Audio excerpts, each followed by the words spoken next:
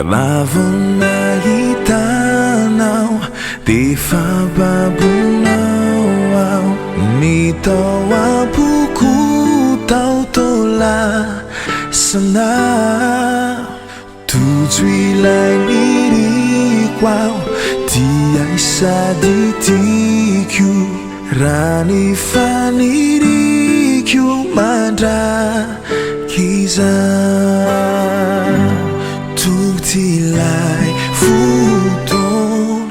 ilazako hanao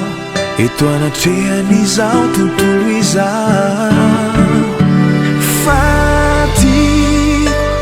tena tikanao vononany ampiakatra anao naomoranao mafy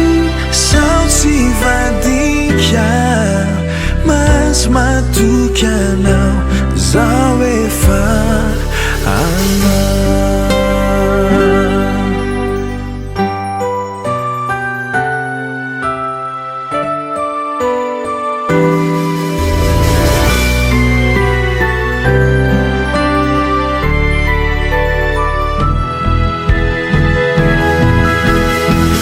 Fanyandroandroany tsy tony omaly fa vita tsotran'ilay fiara ana rano masom-pifaliana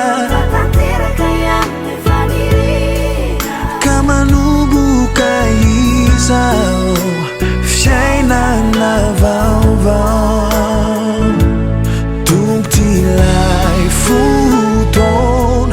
ilazako anao eto anatrehan'izao tontolo izao fatiko tena tikanao vononany ampiakatra anao naomoranao mafy sao tsy vadika mahazo matoky anao zao efa anao fatiko tena tikanao vononany ampiakatra anao naomoranao mafy sao tsy vadika mahazo matoky anao zao efa anao naomoranao mafy sao tsy vadika mahazo matoky anao zao efa